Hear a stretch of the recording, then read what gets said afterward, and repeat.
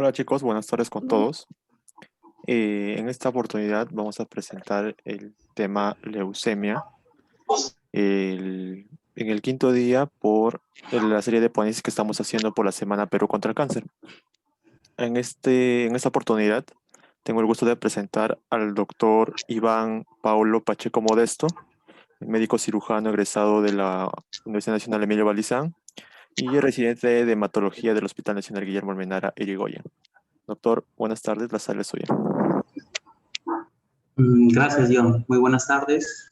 Buenas tardes con todos los participantes. Bueno, para mí es de gran gusto de poder en esta oportunidad hablarles un poco acerca de lo que viene a ser la leucemia aguda, ¿no? Ya que estamos en la semana del cáncer aquí en el Perú. Muy bien. ¿Se escucha bien? ¿Sí? ¿Se Sí, puede ver la pantalla compartida? sí, sí se puede poner la pantalla completa. Ahí está, ya está. Sí, se puede visualizar, ¿no? Ya, perfecto. Entonces, bueno, como lo acaba de decir John, bueno, yo soy residente de hematología del Hospital Almenara, me encuentro cursando el segundo año actualmente, y hoy vamos a hablar un poco acerca de lo que viene a ser la leucemias agudas. Bien, como la medicina misma, el tema de las leucemias es bastante amplio. Nos tomaría varios capítulos, varias reuniones para poder explicar a detalle todo lo que concierne a lo que son leucemias. Pero a manera de una breve introducción, vamos a hablar acerca, o un poco de historia, ¿no? De cómo así es que se descubre la leucemia. La leucemia es una enfermedad que más o menos data de los años 1800. El primer reporte de leucemia que se ha dado a nivel mundial fue mediante un médico francés, Belpou, el mismo del cual ustedes conocen el vendaje de Belpou, que se dedicaba más que todo a lo que viene a ser el tema de la cirugía, pero también hacía lo que es un poco de medicina interna. Él en el año de 1827, al haber realizado una autopsia en un paciente varón de 68 años, pudo identificar que encontraban pequeños glóbulos, burbujas de pus a nivel de la sangre. A la evaluación clínica que este médico hace al paciente, identifica la presencia de hepatoesplenomegalia, que como vamos a ver en diapositivas más adelante, es un signo clínico de los pacientes que sufren de leucemias agudas. Asociado a esto también tenía fiebre, tenía también debilidad general, y fue el primer reporte que se hizo de este caso, pero en este entonces todavía no se ha podido definir lo que es el término de leucemia. Años más tarde, en el año de 1845, un médico inglés, John Bennett, acuñó por primera vez el término leucocitemia, que hacía referencia básicamente a lo que viene a ser la leucemia que conocemos actualmente.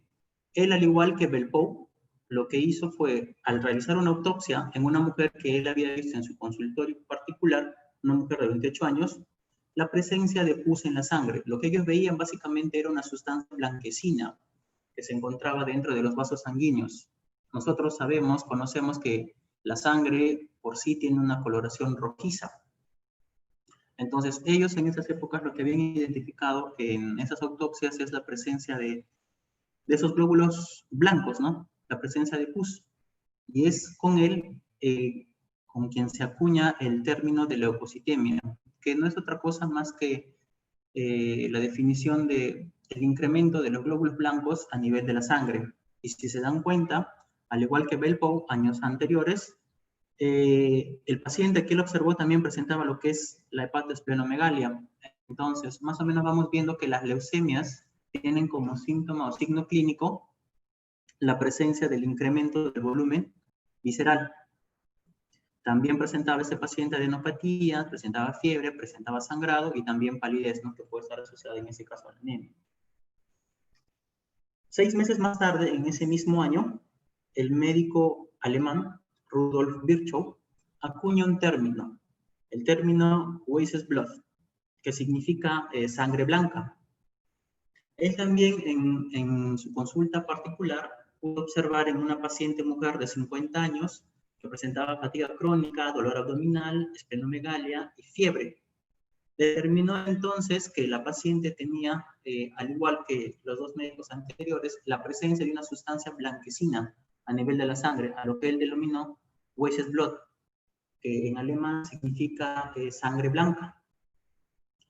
Muchos años más tarde, a medida que iba avanzando la ciencia, se ha podido ya identificar la enfermedad en sí, la denominación de leucemia, pero no es hasta el año de 1900 en la que las leucemias anteriormente no tenían tratamiento. Todos los pacientes que eran diagnosticados con leucemias tenían un futuro trágico, ¿no? que era en este caso la muerte en los meses posteriores a su diagnóstico. Y es en el año de 1900 en donde se reportan los primeros indicios de tratamiento que se le da a esa patología. El tratamiento que se utilizaba en ese entonces era un derivado de la quinoa, que nosotros conocemos como la quinina, que es el componente principal también de lo que actualmente se está usando, o recientemente se está usando en los pacientes con infección por COVID, como es la hidroxicloroquina. Ya para el año de 1943, a nivel de la segunda, bueno, a mediados más que todo de lo que viene a ser la Segunda Guerra Mundial, un médico norteamericano llamado James Ewing usa el gas mostaza como el primer fármaco que tenía la capacidad de poder reducir o destruir, en este caso, las células malignas que se encontraban a nivel de la médula ósea roja. Pero este gas mostaza en sí no es un medicamento. En ese entonces se utilizaba como una arma química. El efecto que te producía este gas mostaza era que te causaba ceguera, te causaba alteraciones neurológicas, te causaba también quemaduras cutáneas que eran severas, y que esto más que todo lo usaban los alemanes para poder disipar a las tropas norteamericanas, ¿no? Cuando estaban en conflicto en ellos. Pero este médico, que dicho sea de paso también era militar, había observado cuando hacía autopsias en algunos de los cadáveres de los soldados que estaban expuestos a este gas, había visto que había encontrado como un hallazgo la disminución del recuento celular a nivel de la médula ósea.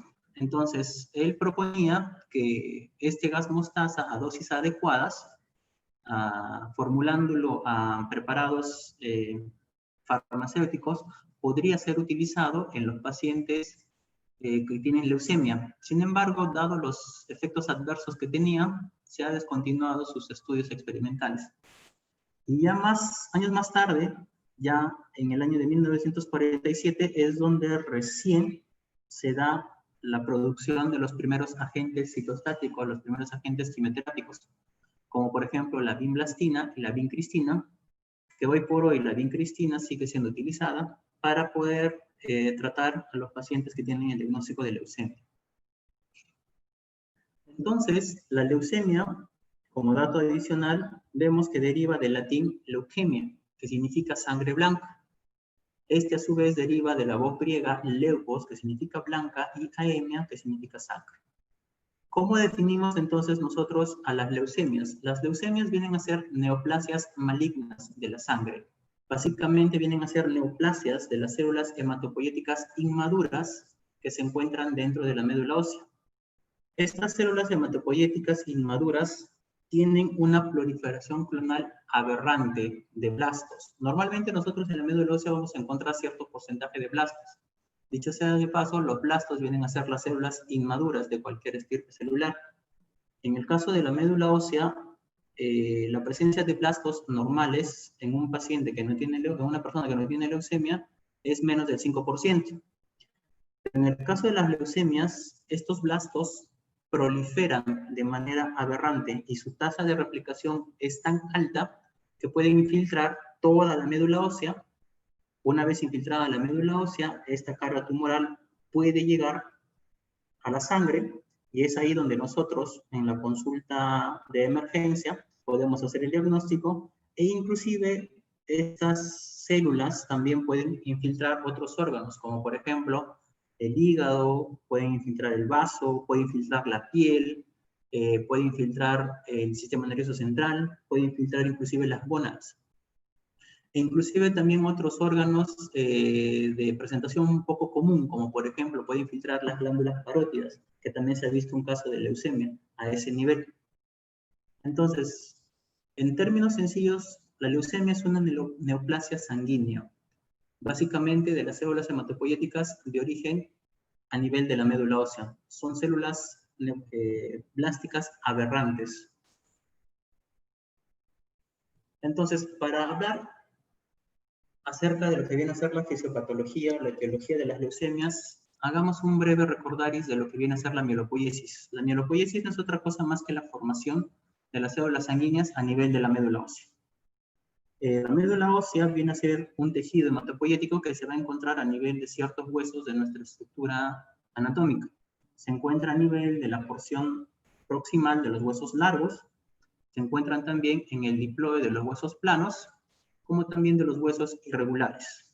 Entonces, a nivel de la médula ósea nosotros vamos a tener una célula madre. Esta célula madre va a tener la capacidad de poder diferenciarse en otras células progenitoras. Estas células progenitoras, por un lado, van a ser de la estirpe mieloide y por otro lado van a ser células de la estirpe linfoide. Estas células progenitoras, ya sean mieloides o linfoides, a través de ciertas moléculas de señalización, a través de ciertas moléculas de diferenciación, van a producir diferentes estirpes celulares. En el caso de las células mieloides, van a producir a lo que nosotros conocemos como los basófilos, los eosinófilos, los megacariocitos, que dan origen a su vez a las plaquetas, a los eritrocitos o glóbulos rojos. Y también forma un grupo especial de células que vienen a ser los monocitos granulocitos, que van a dar formación a los neutrófilos y a los monocitos en sí. Mientras que las células progenitoras mieloides, linfoides, van a dar dos tipos de células básicamente, los linfocitos B y los linfocitos T. Ahora, ¿qué es lo que sucede en las leucemias? En las leucemias, estos factores de diferenciación de poblaciones celulares normales van a estar alteradas por múltiples mecanismos fisiopatológicos. Eso lo vamos a ver por acá. Entonces, acá nuevamente una imagen de lo que viene a ser la mielopoiesis. Las células hematopoyéticas o las células madre hematopoyéticas, les vuelvo a recordar, van a producir dos tipos de linajes celulares, las mieloides y las linfoides.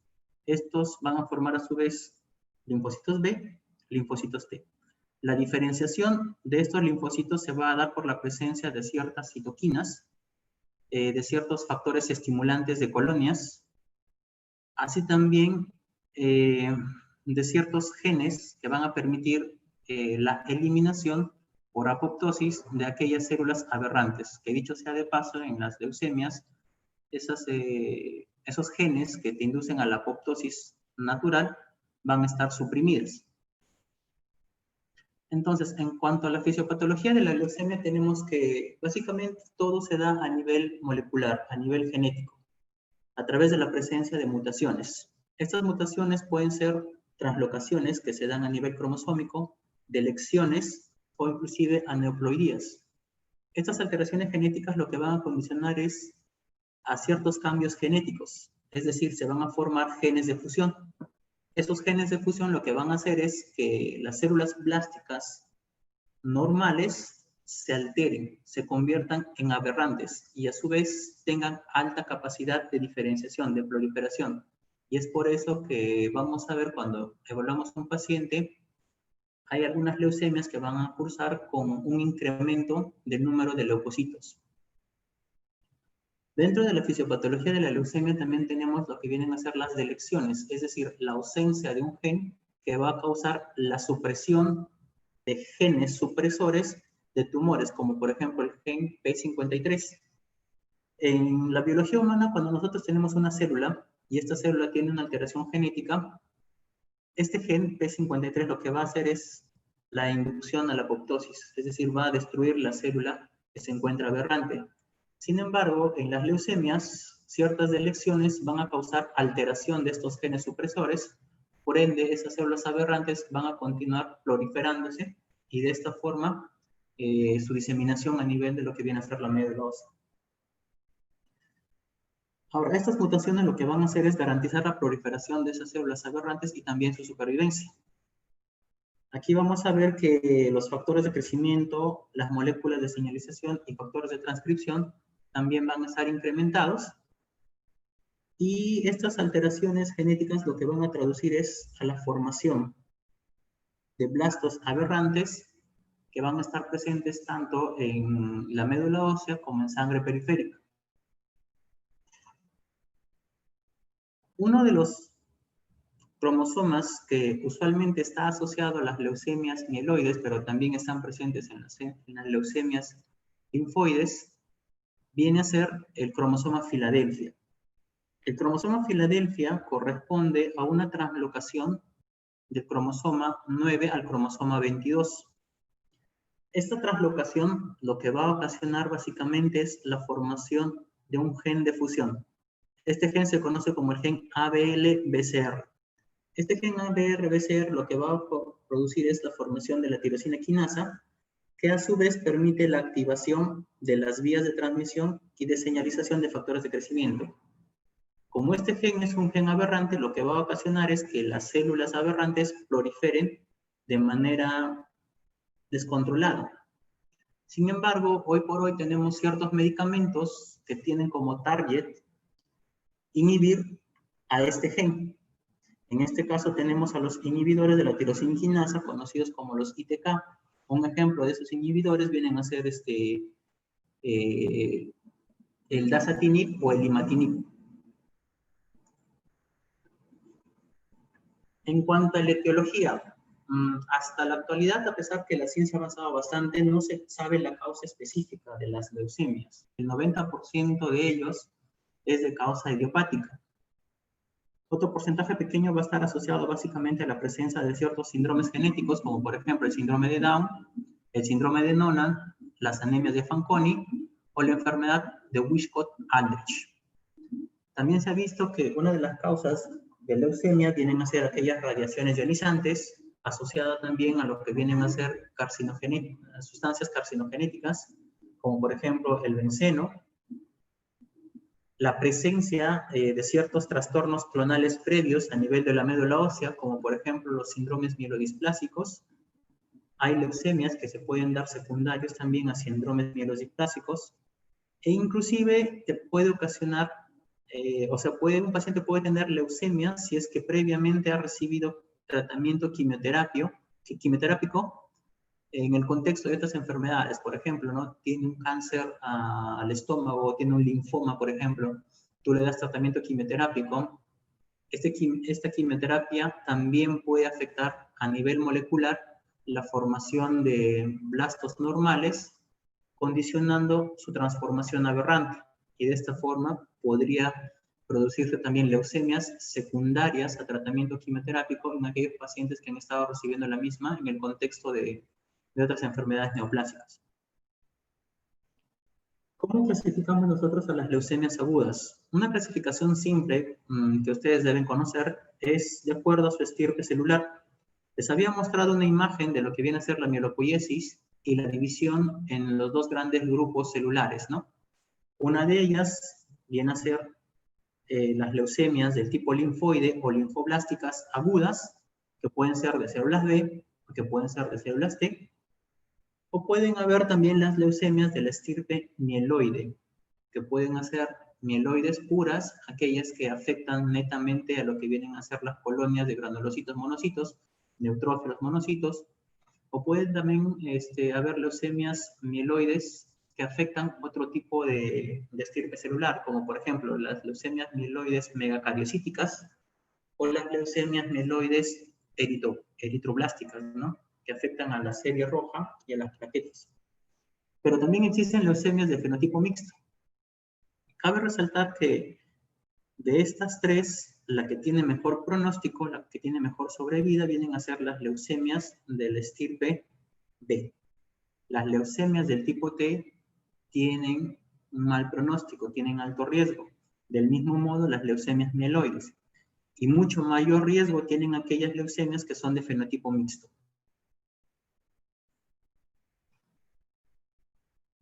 Anteriormente existía una clasificación morfológica. la clasificación franco-americana británica, conocida como la clasificación HAP. Estos clasificaban básicamente a las leucemias mieloides y a las leucemias linfoides de acuerdo a las características morfológicas. Las leucemias mieloides o mieloblásticas se clasificaban desde M0 hasta M7. Esto de acuerdo a la morfología que presentaban las células. Del 0 al 3 básicamente vienen a ser alteraciones, o sea, células blásticas que forman parte del grupo de los neutrófilos.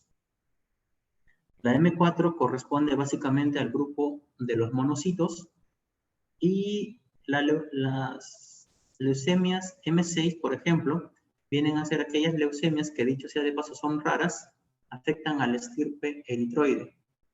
Y la M7, mucho más rara todavía, que vienen a ser las leucemias megacariocíticas. Otra clasificación, la más actualizada, la que hoy por hoy se utiliza más que todo en los centros hospitalarios que tienen capacidad de dar tratamiento a las leucemias, viene a ser dada por la clasificación de la OMS. Esta clasificación, si ustedes se dan cuenta, es una clasificación compleja que no solamente toma en consideración las características morfológicas que tú puedes identificar en las leucemias a través de observación microscópica. Aquí ya básicamente las leucemias son clasificadas de acuerdo a ciertos criterios moleculares, como por ejemplo ciertas translocaciones o la formación de ciertos genes de fusión que están presentes en las leucemias en diferentes grupos, ¿no? Aprenderse todo esto sé que es un poco difícil, pero es importante que lo conozcan, que la clasificación actual básicamente ya no está basada tanto en lo que es la morfología. También se usa, pero ahora básicamente la clasificación de las leucemias es mucho más importante lo que viene a ser el componente molecular, el componente genético. Y es por eso que la clasificación ahora es un poco más compleja, ¿no? Y es bastante larga a comparación de la clasificación FAP o a comparación de la clasificación sencilla que les había hecho del estirpe celular. Entonces, ¿cuál es el cuadro clínico? ¿Cuál es la forma de presentación de las leucemias? ¿Cómo es que te viene un paciente a la consulta y tú sospechas de leucemia? Debes sospechar de leucemia en todo paciente, por ejemplo, que tiene anemia de una causa no filiada o anemias, por ejemplo, que son bastante persistentes en el tiempo, que no remiten con el tratamiento convencional que tú le das en la atención primaria.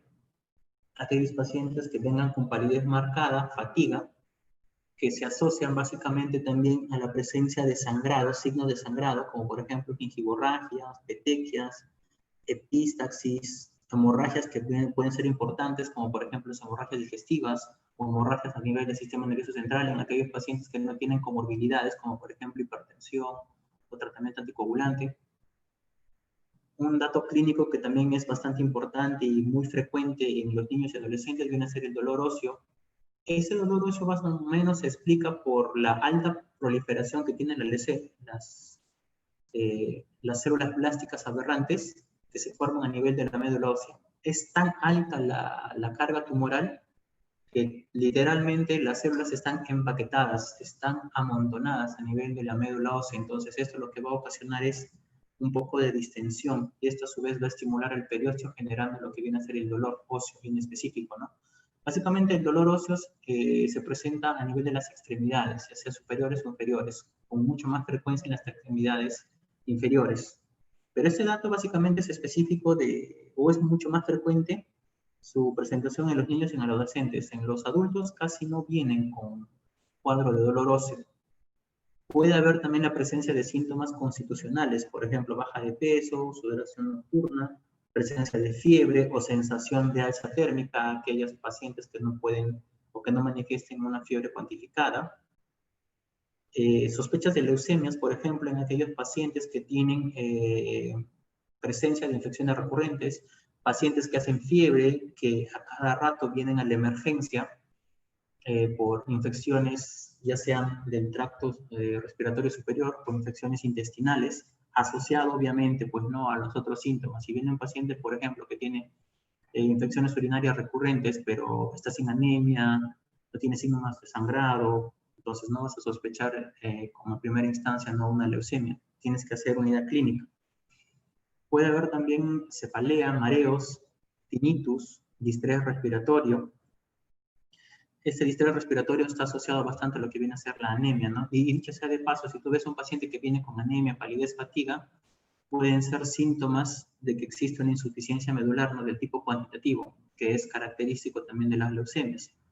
También es característico de otro tipo de patologías, como por ejemplo la aplasia medular, ¿no? En la que la célula está, en la que la médula, por ejemplo, está hipocelular, la cantidad de las 3 series hematopoyéticas está bastante baja, y también es un diagnóstico diferencial de las leucemias. Valorar importante al debut la presencia de síntomas infiltrativos. A las leucemias les había dicho que pueden, aparte de infiltrar la médula ósea, también infiltran a la sangre, es lo más común. Pero los tejidos a donde las células leucémicas tienen mayor predominancia de localizar o ir, vienen a ser a los tejidos del sistema nervioso central y a las gónadas, en el caso de los varones, los testículos. Es por eso importante que al debut también nosotros debemos identificar los síntomas infiltrativos a nivel del sistema nervioso central, ¿no? Como por ejemplo las diplopias, que nos indicarían afectación de los pares craneales, ceguera, parálisis facial, afectación motora, que si es severa te puede condicionar a paraplegias. Y dicho sea de paso, la presentación de síntomas de infiltración al sistema nervioso es mucho más frecuente en las leucemias de la estirpe linfoide que las mieloides. En las mieloides también puede haber infiltración al sistema nervioso central, pero es muy raro, no se presenta con frecuencia. Mientras que en las leucemias linfoides sí se van a presentar. Ahora, este dolor óseo básicamente es intermitente, ¿no? No es un dolor óseo persistente o progresivo. Puedes tener un niño, por ejemplo, ¿no? Que te dice, ha estado realizando sus actividades cotidianas, presenta dolor, después a los 2 días calma, después al tercer día se puede volver a presentar. No es un dolor que es constante, es intermitente, pero sí es perenne en el tiempo, ¿no? Aparte que todo este cuadro clínico que les estoy manifestando se presenta en semanas, a lo mucho en un mes. Es un cuadro clínico bastante progresivo, rápido, y si no se da tratamiento oportuno, te puede condicionar a que llegues a la muerte, ¿no? En un corto tiempo. Puede haber también lesiones cutáneas, como también puede haber lo que es la hipertrofia gingival. Estos datos de aquí básicamente son para que los tomes en cuenta si tú quieres hacer un diagnóstico clínico, ¿no? De lo que vienen a ser las leucemias mieloides agudas. En las leucemias mieloides agudas es característico que tú tengas lesiones cutáneas. Esas lesiones cutáneas significa que la leucemia ha infiltrado la piel, y a eso se le conoce como la leucemia cutis. Vamos a ver unas fotografías por ahí para que lo puedan identificar. La hipertrofia gingival también es característico de las leucemias mieloides. Si tú, por ejemplo, ves un paciente que viene con anemia, que viene con gingivorragia, algunos síntomas constitucionales, y al examen clínico tú le encuentras una hipertrofia gingival, lo más probable es que la leucemia sea del tipo mieloide. En algunos pacientes, por ejemplo, también puede haber cuadros de trombosis. Cuando ustedes lean cáncer van a ver que las plaquetas vienen a ser, o las plaquetas en los pacientes con cáncer van a tener una activación inadecuada, lo que va a condicionar a que se formen pequeños coágulos de trombo sin que exista una lesión a nivel endotelial. Sabemos que por fisiología, para que se forme un trombo, debe haber una injuria de la pared de los vasos sanguíneos. Con esto se va a liberar ciertos factores de coagulación o activación de las plaquetas, como por ejemplo el factor de von Willebrand. En el caso de los pacientes que tienen cáncer, estas plaquetas se van a activar de manera inadecuada, provocando de esta forma la formación de coágulos y posteriormente condicionando a que tengas cuadros de trombosis. Algo que también ustedes deben recordar y es muy importante, que cuando tienen un paciente con leucemia y este paciente ustedes le encuentran que debuta con trombosis, el mismo hecho nada más que ha hecho trombosis ya indica un mal pronóstico o un alto riesgo en este caso. La presencia de adenopatías y lo que les mencionaba, ¿no? En cuanto se refiere a la historia, la hepatosplenomegalia.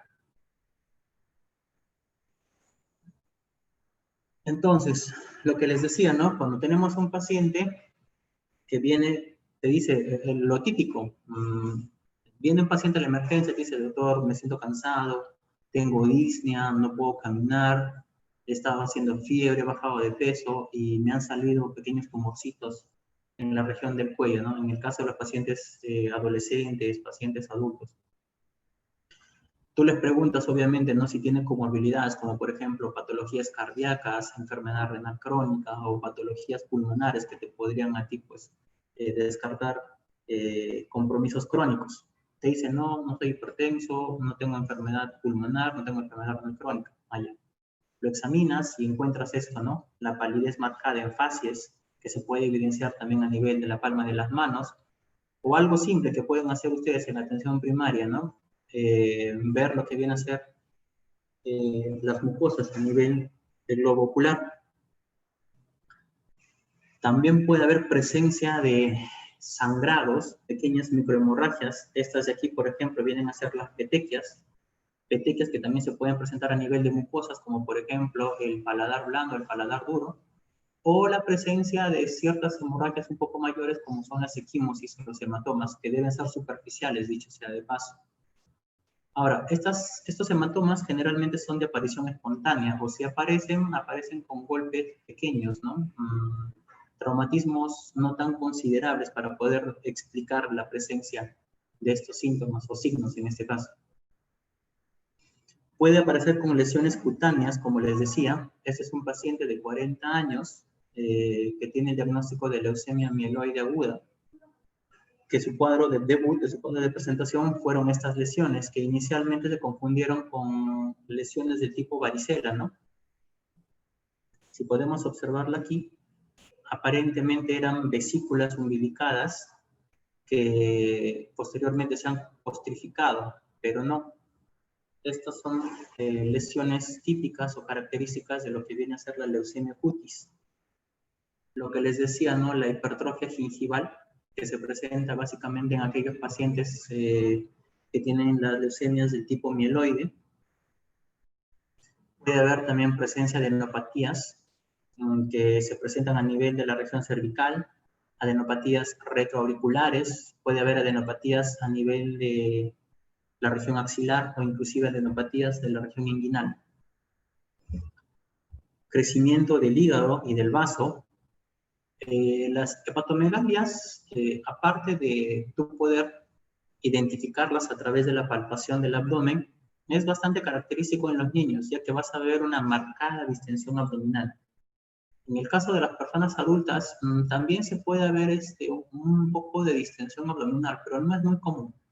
Generalmente su diagnóstico se hace por la exploración física, o si estás con un poco de dudas, lo puedes hacer también por una evaluación de imagen, ¿no? En este caso, una ecografía de abdomen simple, que lo puedes hacer en la emergencia, o uno mismo también lo puede hacer, ¿no? Pequeño barriguito. Entonces, tú tienes un paciente que viene con el cuadro clínico sugerente de leucemia. Le puedes pedir ciertos exámenes de laboratorio, exámenes auxiliares que te van a permitir hacer el diagnóstico. Entre ellos, lo básico, lo indispensable, un hemograma. En el hemograma tú vas a valorar muchas cosas. La presencia de leucocitosis, es decir, el incremento del número de leucocitos. Puedes ver si existe deficiencia o no del recuento de plaquetas, el valor de la hemoglobina, entre otras cosas más. Inclusive puedes ver la presencia de la hiperleucocitosis, que dicho sea de paso viene a ser el incremento del número de células por encima de más de 100.000 unidades. Si tú tienes un paciente que te debuta con leucocitos mayor a 100.000, ese paciente tiene alto riesgo de hacer un síndrome que es característico en las neoplasias del tipo sanguínea, que viene a ser el síndrome de lisis tumoral. También puede presentarse en aquellas neoplasias de tumor sólido. Otra cosa importante, esto sí, de cajón, que tienen que pedirle a todos los pacientes de quien están sospechando de leucemia, es una lámina periférica, un extendido de lámina periférica. Estos dos lo pueden encontrar en cualquier lado, no necesitan hacerlo todavía en un hospital de mayor complejidad. En un centro de salud 1-3, en un centro de salud 1-3 lo pueden hacer, tiene laboratorio. Entonces, el médico ahí, si sospecha o tiene alta sospecha de leucemia, puede pedir un hemograma y al laboratorista le puede pedir que le haga un extendido de la lámina periférica. Y siempre va a haber un microscopio. En el microscopio lo que tú tienes que identificar básicamente es la presencia de los blastos a través de la morfología, que voy a explicar más adelante, de las células blásticas, ¿no? Suficiente con esto para que tú puedas hacer el diagnóstico de leucemia. Ojo, solo el diagnóstico de leucemia. Hacer la disquisición en cuanto se refiere a la estirpe celular, necesitas de otro tipo de exámenes que también te permitan identificar las subpoblaciones celulares. Pero basta con la lámina periférica y la clínica sugestiva para que tú puedas hacer el diagnóstico de leucemia. Entonces, tú estás en un establecimiento 1-3, pides tu lámina, ves blastos, ya, dices, no, este paciente tiene leucemia. ¿Qué tipo de leucemia? Habría que ver. Lo refieres y ya en el hospital de mayor complejidad ya se le hace el estudio, ¿no? Un poco más complejo para poder determinar el tipo de leucemia, la estirpe celular o linaje celular y la subpoblación asociada a ese linaje celular. Vas a ver también que dentro de lo que es el bioquímico tú vas a encontrar un DHL incrementado. Puedes encontrar también los reactantes de fase aguda incrementados, como por ejemplo la PCR, la procalcitonina, la ferritina. Pero ojo, no es que estos exámenes van a estar altos en la leucemia, sino como les había dicho en el cuadro clínico, un paciente con leucemia a veces viene por un cuadro de infección, infecciones recurrentes. Entonces, si tú tienes, por ejemplo, si tú tienes anemia, plaquetopenia o leucocitosis o leucopenia y ves incremento de los reactantes de fase aguda, estás frente a un paciente que tiene leucemia, que está cursando con un proceso infeccioso, ¿no? El perfil hepático básicamente te sirve para poder valorar si existe o no infiltración de la enfermedad a nivel hepática. El perfil renal. Esto es importante, chicos, porque te va a permitir valorar en los pacientes que cursan con hiperleucocitosis la presencia o no del síndrome de lisis tumoral. Lo voy a explicar más adelante. Y también importante, ¿no? Lo que es un perfil de población. Entonces, en cuanto a la biometría hemática, básicamente tú lo que tienes que valorar es la presencia de las 3 líneas celulares. El recuento de leucocitos, la presencia de hematíes o el valor de la hemoglobina y la presencia de las plaquetas.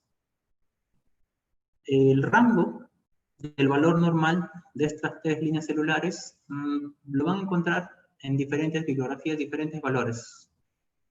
Eso también va a depender del laboratorio en donde tú realices el hemograma. Ellos también tienen un rango estándar. En el caso, por ejemplo, del Hospital Almenara, los leucocitos en rango normal vienen a ser aquellos que se encuentran por encima de 4.000 y por debajo de 10.000. Entre 4.000 a 10.000 es el valor normal de leucocitos que tú puedes tener. En el caso de lo que viene a ser la hemoglobina, el valor normal está entre 2 a 16. Esto va a depender también si es que es varón o si es mujer, ¿no es cierto? Si es que es en caso de una mujer, el valor normal está entre 12 a 14, y si es varón, de 14 a 16. Ahora, si tienes, por ejemplo, a una mujer que está en sus días de sangrado, obviamente los valores van a disminuir en una unidad o en 0.5 unidades. El recuento de plaquetas, el valor normal está entre 150.000 y 500.000. Hay algunos libros que te van a decir 450.000, pero tiene que estar más o menos dentro de este rango. Y algo importante, también lo que viene a ser la presencia de la fórmula leucocitaria, el porcentaje de neutrófilos que está presente dentro de los leucocitos. Los neutrófilos más o menos están en un porcentaje de 50-70%. Los linfocitos están en un porcentaje del 20 al 30%, los monocitos en un porcentaje del 8 al 10%, los eosinófilos en un porcentaje de 1 al 2% y los basófilos en un porcentaje del 1% o inclusive menos. Entonces, lo habitual que tú tienes que encontrar en un hemograma es que la presencia de neutrófilos sea mucho mayor. Pero ¿qué pasa en el caso de las leucemias? Si tú tienes, por ejemplo, una leucemia en la que la estirpe es del tipo linfoide, lo que aquí se va a incrementar es el número de linfocitos. Es decir, la relación entre neutrófilos y linfocitos se va a invertir.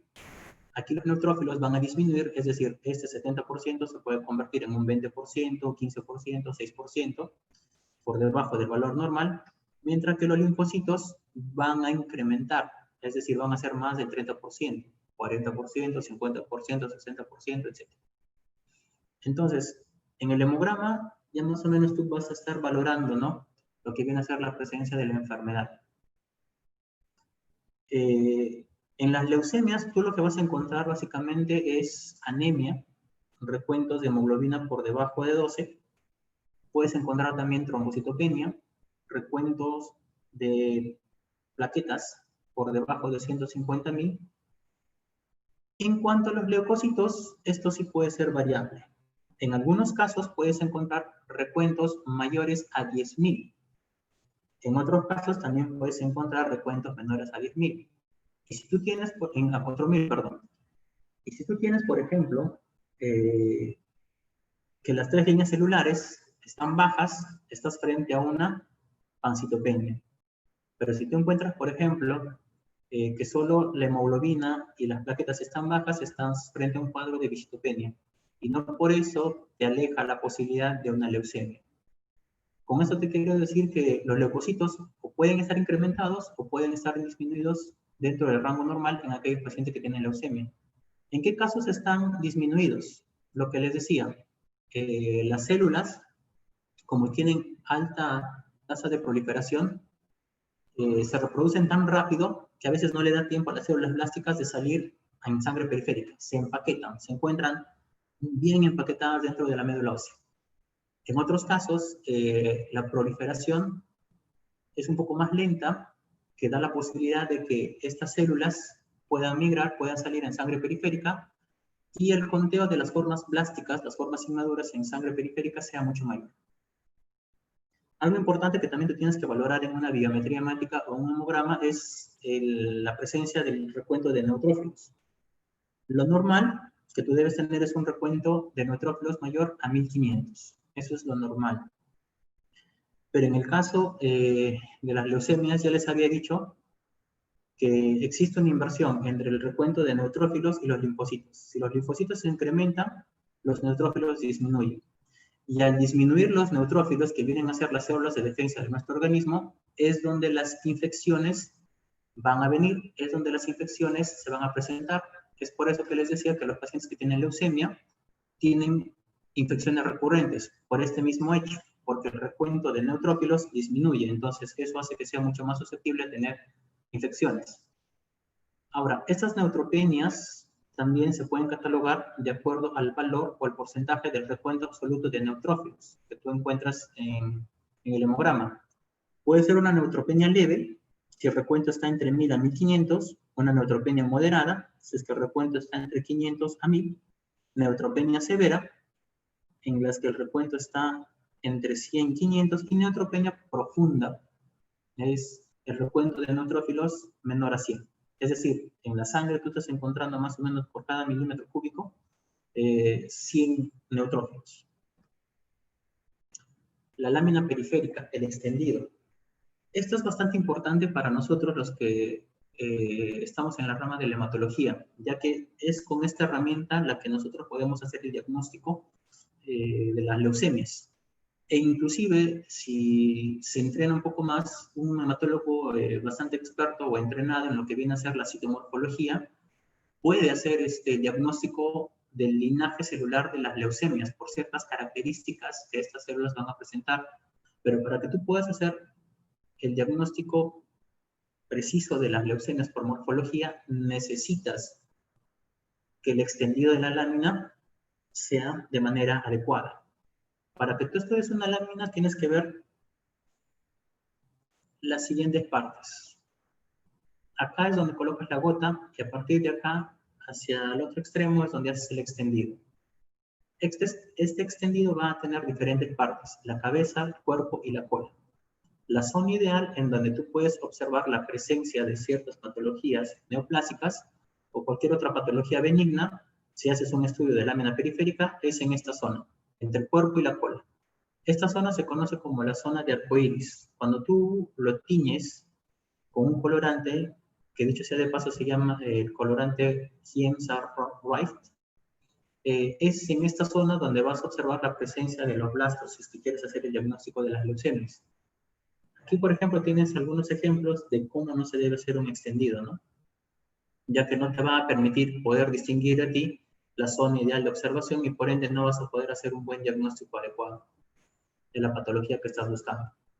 Entonces, este es un extendido de lámina y si ustedes se dan cuenta, es en esta zona, cuando ustedes agarran, cogen la lámina, lo ponen a trasluz, esta zona se va a pintar como un arco iris. Y esta zona es la zona ideal en donde tú puedes observar o donde deberías observar a las células neoplásicas que estás buscando para que hagas el diagnóstico de las leucemias. Y es en el extendido de la lámina periférica entonces donde tú vas a ver los diferentes tipos de morfología celular.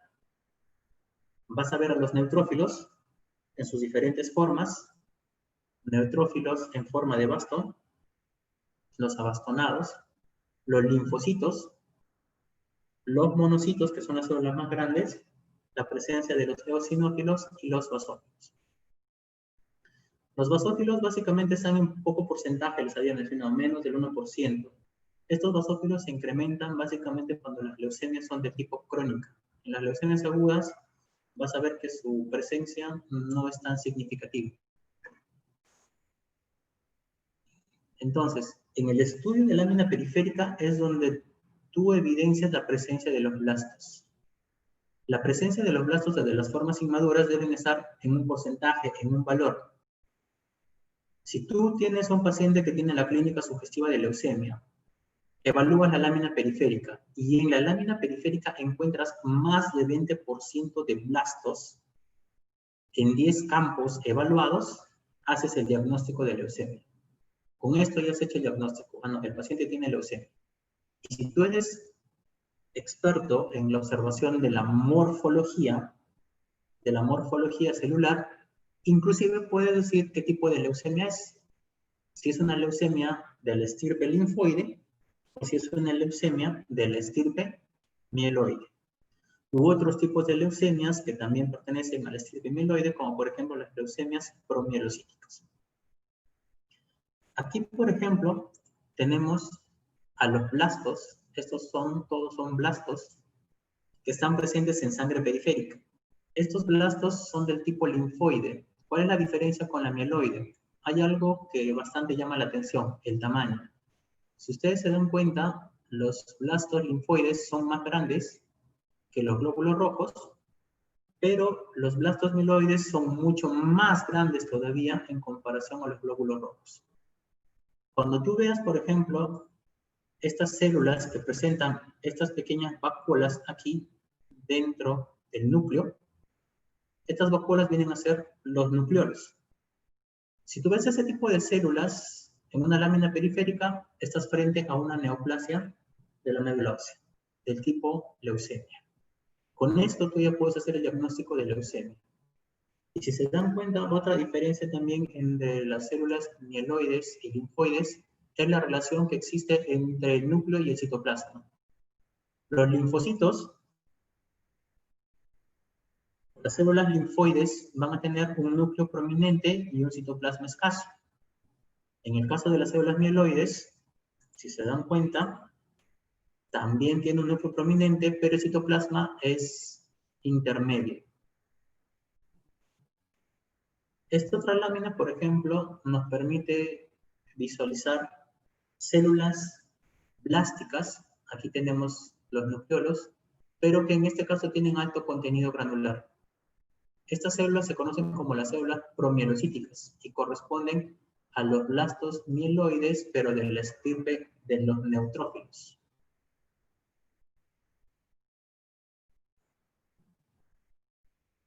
Entonces, hay ciertas características que tú también puedes evaluar en una lámina periférica y de acuerdo a esas características tú puedes definir o puedes diferenciar el linaje celular de las leucemias. En este caso, por ejemplo, si ustedes ven este tipo de células blásticas, hacen comparación con los glóbulos rojos, van a ver que son células blásticas enormes, bien grandes. y que la relación entre el núcleo y el citoplasma es intermedio.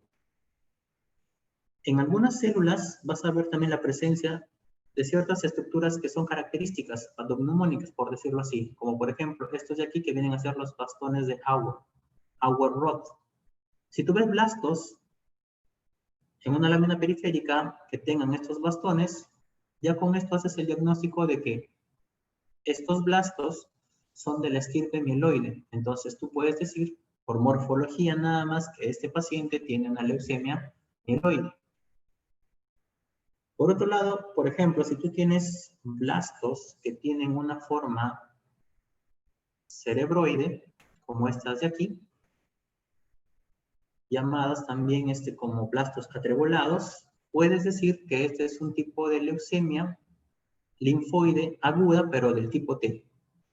Las leucemias linfoides agudas del tipo T van a tener este tipo de blastos, ¿no? Con células de núcleo irregular, cerebroides o atreboladas también lo llaman. Entonces, para que tú puedas hacer el diagnóstico de la leucemia, tienes que saber bastante lo que es morfología, y por morfología nada más tú haces el diagnóstico. En la lámina periférica no solo evalúas también lo que es la presencia de los blastos, sino también puedes evaluar la presencia de la morfología de los glóbulos rojos, o inclusive también la presencia de las plaquetas. Esto, por ejemplo, es una lámina en la cual ves la presencia de las plaquetas en cuentas normales. En esta otra lámina puedes observar una lámina periférica en la cual se ve la presencia de plaquetas escasas, es decir, trombocitopenia, con la presencia de un blasto por aquí. Ahora, tienes que también, dentro de lo que viene a ser el diagnóstico diferencial de las leucemias, es la presencia de ciertas infecciones. Infecciones, por ejemplo, dadas por el virus Epstein-Barr, infecciones dadas, por ejemplo, por citomegalovirus, entre otros más, como por ejemplo el VIH, etc. Lo que tienes que diferenciar entonces es la presencia de linfocitos atípicos con la presencia de los blastos. Los blastos, si te dan cuenta, son células que son bastante circunscritas. Este es un blasto linfoide. Tiene la presencia también de lo que les había comentado, los nucleolos dentro de lo que es el núcleo de la célula. Mientras que un linfocito atípico tiene una forma irregular. El núcleo tampoco no tiene la presencia de nucleolos. Entonces, si ustedes ven este tipo de células en una lámina periférica, como que alejen un poquito la sospecha diagnóstica de leucemia. Pueda que sea células atípicas, o en este caso linfocitos atípicos, pero reactivos. ¿Reactivos a qué? A procesos infecciosos. Procesos infecciosos básicamente de origen o de etiología viral. Entonces, diferencien bien estas dos imágenes. Ahora, otra cosa también que tú haces para el diagnóstico de la leucemia es el aspirado de médula ósea. Y al igual que en la lámina periférica, aquí también lo que vas a valorar es la presencia de blastos. Es aquí donde tú tienes que encontrar blastos en un porcentaje de más del 20%. Es lo mismo, ya sea en sangre periférica o ya sea en un aspirado de médula ósea, si tú encuentras blastos en más del 20%, ya estás haciendo el diagnóstico de leucemia. Y entre estas dos, la presencia de blastos en la médula ósea, que es en donde se forman las células hematopoyéticas, ya se puede considerar como el diagnóstico gold estándar, ¿no? A nivel del estudio de las leucemias. Ojo, aquí solamente estás observando lo que son la presencia de blastos en un porcentaje más del 20%. Esto te da el diagnóstico de leucemia, pero como les decía, es importante hacer la fenotipificación, es decir, ver el linaje celular y la subpoblación celular también. Esta es una imagen entonces de un procedimiento que se conoce como aspirado de médula ósea, ¿no? En la que consiste en tomar una muestra de sangre del tejido trabecular de los huesos planos, como por ejemplo huesos irregulares, como es el hueso pélvico ilíaco, o también se puede tomar una muestra del esternón. Esta aguja se conoce como la aguja de aspirado de médula ósea, Hampshire, así se le llama. Y estos son los dos lugares de donde tú puedes obtener esa muestra, ¿no? Ahora, esta muestra que tú tomas no solo también se hace para un extendido de lámina. Esta muestra también tú lo puedes mandar para estudio citogenético o para estudio molecular o citometría de flujo, que voy a explicar más adelante, que son más que todo estudios ya un poco más complejos para poder hacer el diagnóstico de las leucemias. Es importante también hacer una biopsia de hueso, ya que existe la posibilidad de que cuando tú haces un aspirado de médula, no puedas recolectar de manera adecuada una muestra para poder hacer el extendido de la lámina y puedas observar la presencia de los blastos. Es necesario entonces en esos casos en los que tú tomes una muestra de hueso, como está aquí, una biopsia de hueso. Esta muestra de hueso lo que vas a hacer es un extendido, y en este extendido es donde vas a encontrar la presencia de los blastos. Y a este extendido también le puedes mandar a hacer un estudio inmunistoquímico para poder ver los componentes o las poblaciones celulares, ¿no? De los diferentes tipos de leucemias que puede haber. Entonces, en el aspirado de médula ósea, tú lo que tienes que encontrar o identificar es la presencia de los blastos. Aquí también vas a poder diferenciar diferentes tipos de células hematopoyéticas. En esta otra imagen, por ejemplo, sí podemos ver la presencia de los blastos. ¿Ya?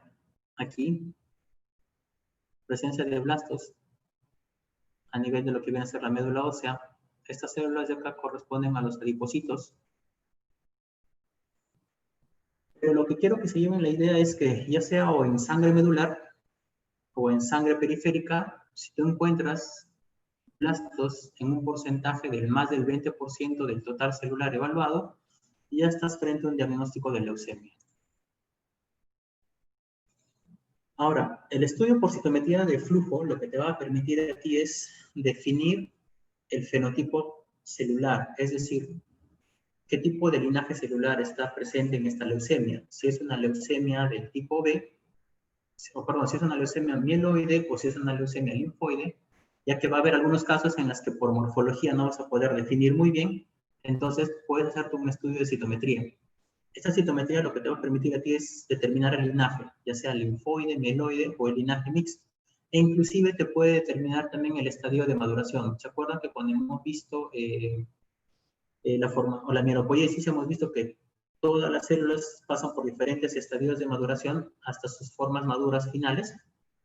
Entonces, la citometría de flujo lo que te va a permitir es también eso. Aparte de poder diferenciar el linaje celular, te permite también poder definir el estadio de maduración. Y la citometría de flujo también te va a servir para que tú puedas hacer el seguimiento de la enfermedad. Es decir, después de haberle dado tratamiento quimioterápico, usas la citometría de flujo para valorar lo que viene a ser la enfermedad mínima residual. Eso ya lo voy a explicar más adelante. Lo que hay que tener en cuenta así con esto es que es poco accesible y es bastante costoso. En promedio, un examen de estos te cuesta entre 1.200 a 1.300 soles. Estos son ejemplos de los informes que nos dan de la citometría de flujo aquí en el Hospital Almenara. Lo que aquí básicamente te valoran es la presencia de la población aberrante, ¿no? Y el tipo o la subpoblación, ya sea linfoide o mieloide, a la cual estás presente. Por ejemplo, en este caso, tenemos una población aberrante del 47.80%, cumple el criterio de más de 20% para hacer el diagnóstico, de una población aberrante del tipo mieloide, pero megacariocítica, ¿no? Acá si ustedes leen, dice los hallazgos fenotípicos evidencian sangre periférica comprometida por leucemia megacarioblástica aguda, FAP-M7, ¿no? De acuerdo a la clasificación que les había enseñado. Esta otra de aquí, por ejemplo, es de un paciente de 62 años, en la que se encuentra una población aberrante de un 88.30%, que corresponde básicamente a una leucemia del tipo promielocítica, ¿no? Que vendría a ser la FAP-M3. Por otro lado, tenemos un paciente de 23 años de edad en la que se ha encontrado una población aberrante del 90%, es decir, casi todas las células blásticas que se encuentran a nivel de la médula ósea, o en este caso sangre periférica, es de tipo aberrante. En este caso nos dice que el linaje celular viene a ser una leucemia linfoblástica aguda del tipo B, estadio de maduración previo.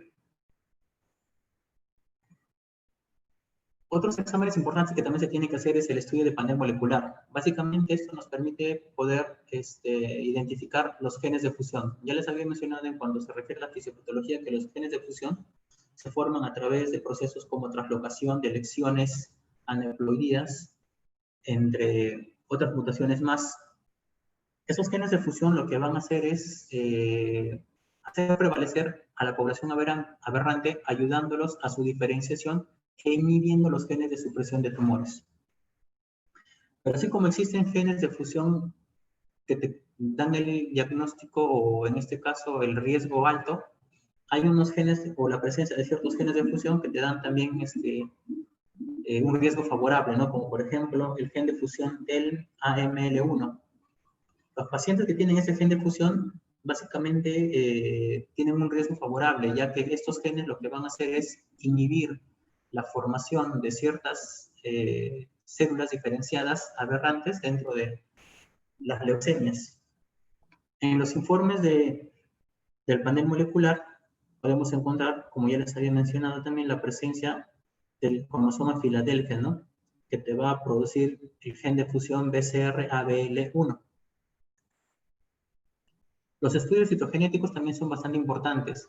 Más que todo lo que es la citogenética, el panel molecular es importante porque, como ustedes han visto, la clasificación de la OMS básicamente está basada en lo que vienen a ser características moleculares. Entonces, teniendo en cuenta las características citogenéticas del paciente y teniendo en cuenta también las características moleculares, tú puedes clasificar a las leucemias y a su vez también puedes darle la categorización por riesgos. Si este paciente va a ser de riesgo alto o si este paciente va a ser de riesgo estándar, que podría considerarse como un riesgo bajo, y esto te va a permitir a ti poderte dar el tratamiento específico que requiere este paciente. En el caso de las citogenéticas, básicamente lo que tú tienes que hallar es la presencia de los cariotipos. Si tú tienes en una citogenética más de 3 alteraciones, esto se considera como un cariotipo complejo.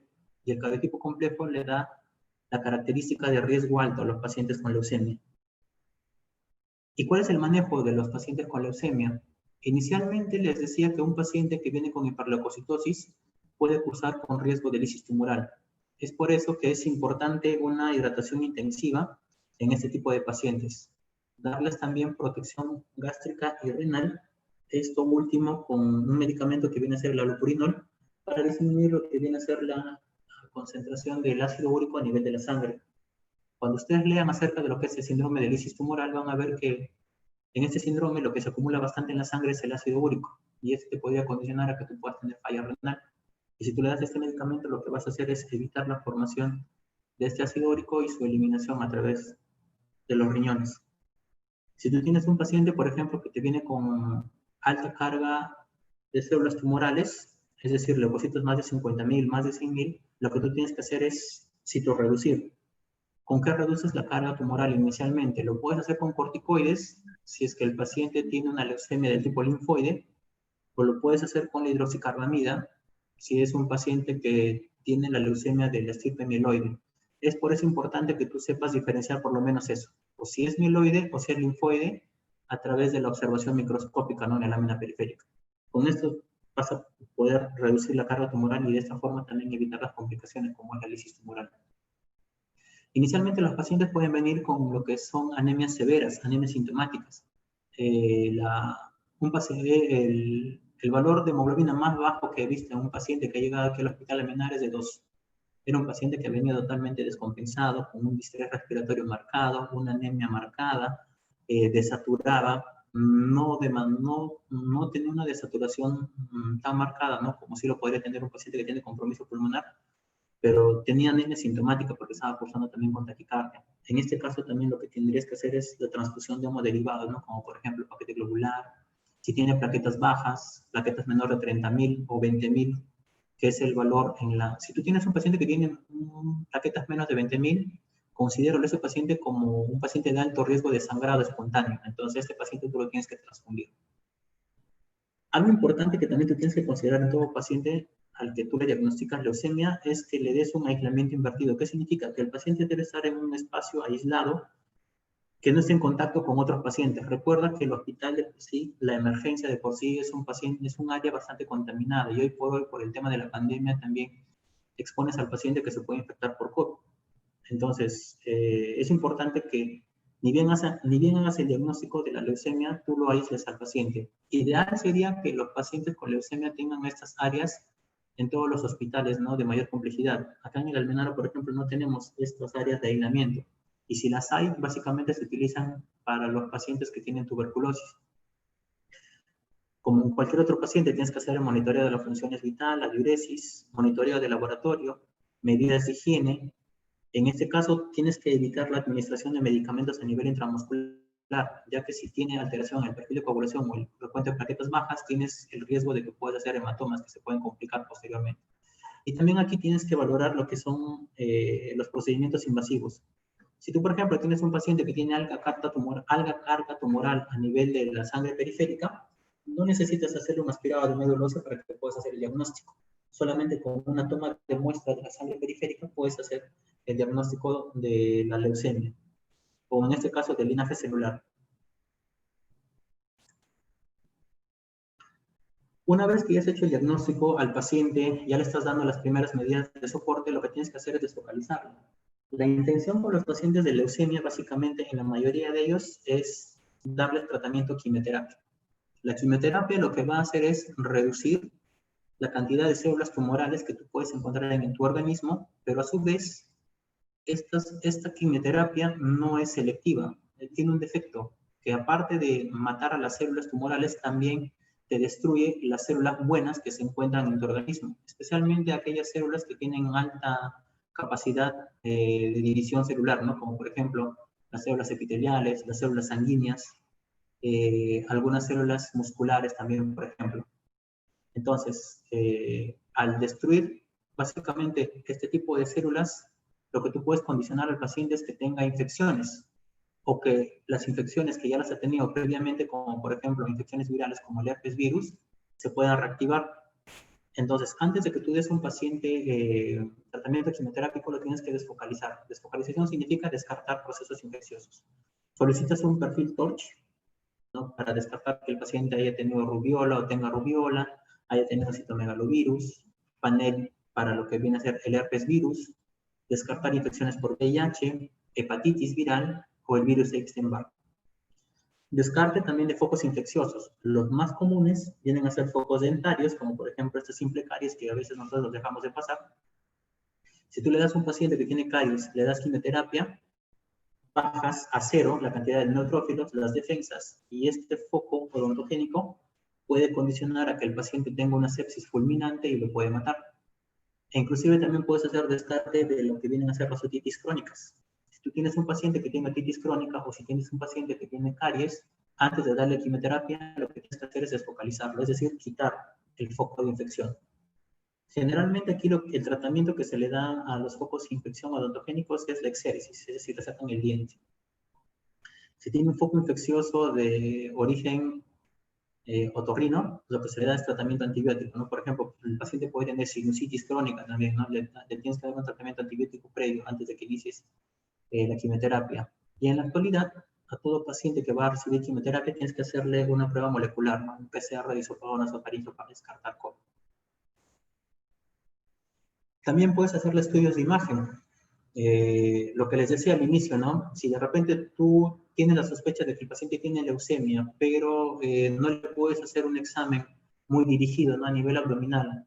Hoy, por ejemplo, en la emergencia ya no puedes descubrir al paciente, ¿no?, para que puedas evaluar todas las partes del cuerpo de manera adecuada. A veces el paciente viene con su ropa, encima de su ropa viene pues con sus mamelucos, ¿no?, que se han comprado. A veces son pacientes añosos que no se pueden sentar, que están en sillas de ruedas nada más, entonces no les puedes evaluar de manera adecuada el área abdominal, y tú quieres descartar que haya la presencia de visceromegalias. Lo que hace simplemente es mandarle a hacer una ecografía, ¿no? Ahí puedes valorar la presencia o no de hepatomegalia o esplenomegalia. Un estudio importante que tienes que hacer a todo paciente antes de empezar la quimioterapia viene a ser un ecocardiograma. En el ecocardiograma lo que tienes que valorar básicamente son dos cosas.